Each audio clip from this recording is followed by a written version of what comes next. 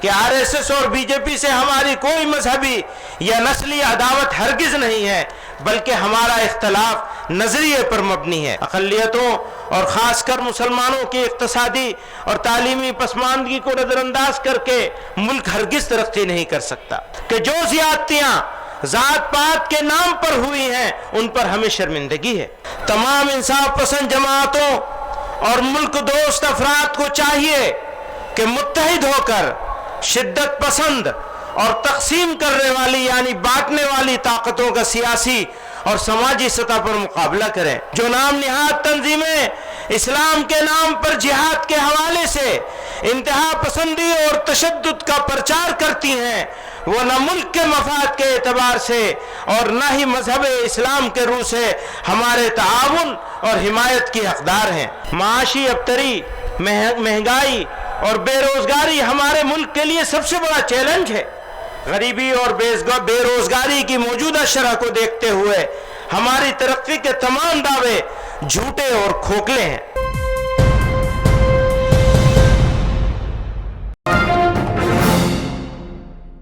جمعیت علماء ہند مذہبی منافرت اور فرقہ واریت کو پورے ملک کے لیے عظیم نقصان تصور کرتی ہے، جو کہ وطن کی سالمیت کے لیے سخت خطرہ ہے اور ہماری دیرینہ وراثت سے ہرگز میل نہیں کھاتی۔ تمام مذاہب کے دوستانہ اور برادرانہ رشتے ہمارے معاشرے کی قابل فخر اور پائیدار خصوصیات ہیں۔ ان رشتوں میں درار پیدا کرنا قومی جرم ہے۔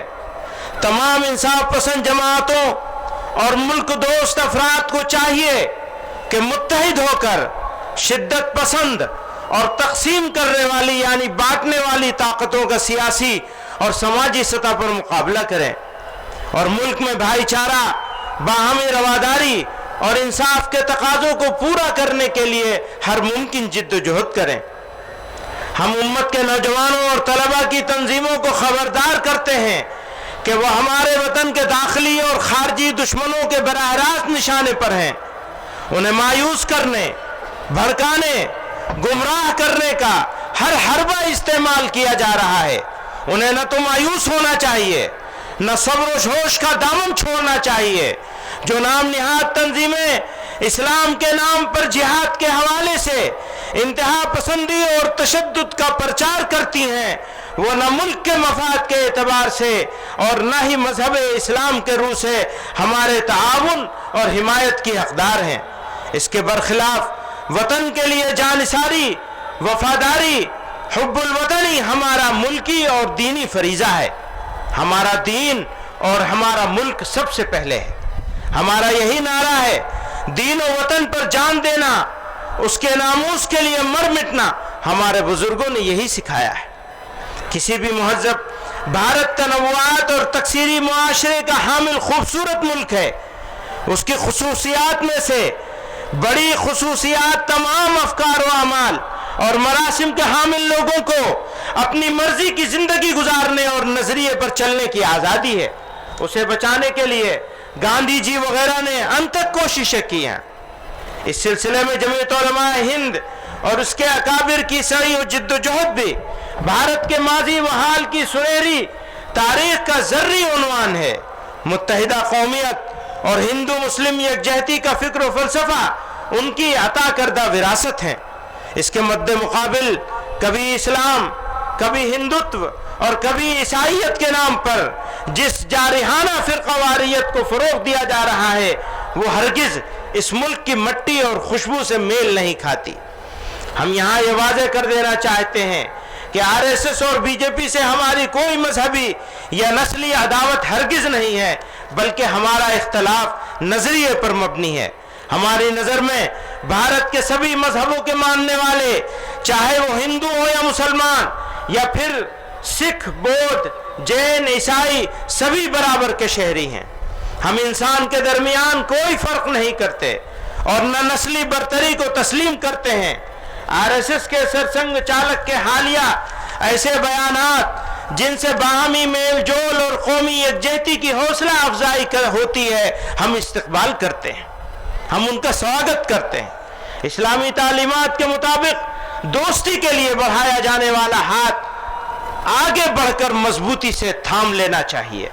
लिहाजा उन्हें और उनके मानने वालों को गर्मजोशी के साथ दावत देते हैं, आइए आपसी भेदभाव को मिटाएं, बुग़्ज़ व इनाद दुश्मनी को भूलकर अपने प्यारे वतन को दुनिया का सबसे तरक्की याफ्ता, मिसाली, पुरअमन और सुपर पावर मुल्क बनाएं।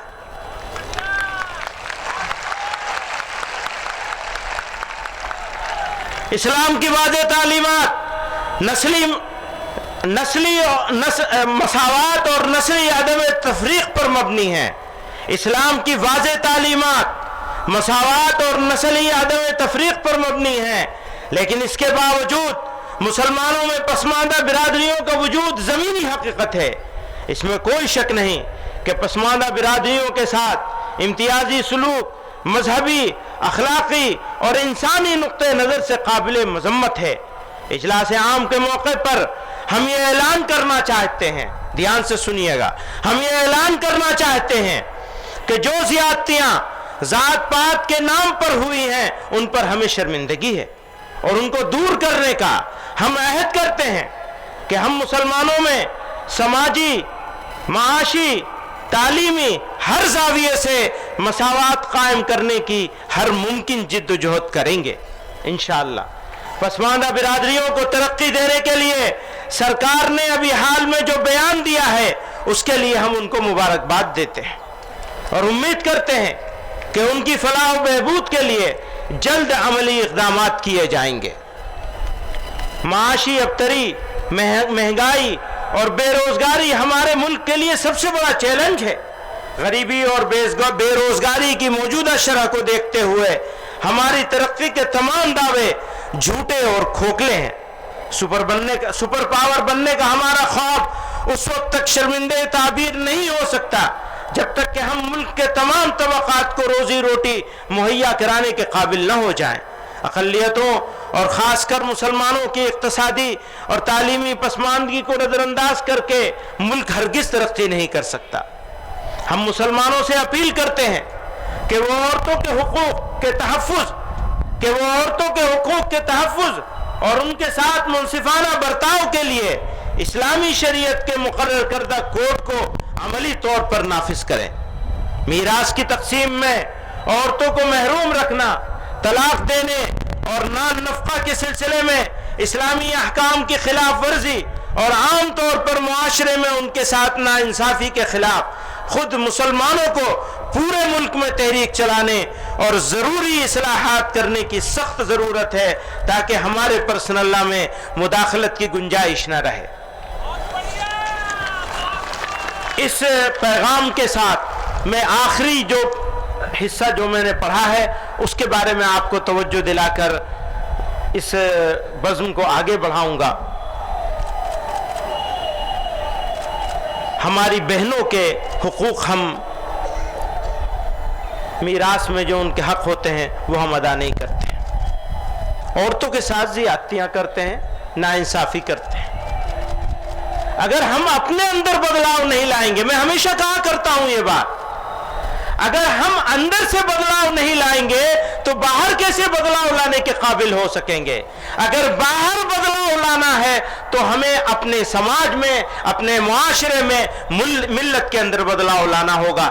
इसका अज़्म करके आज यहां से जाना होगा।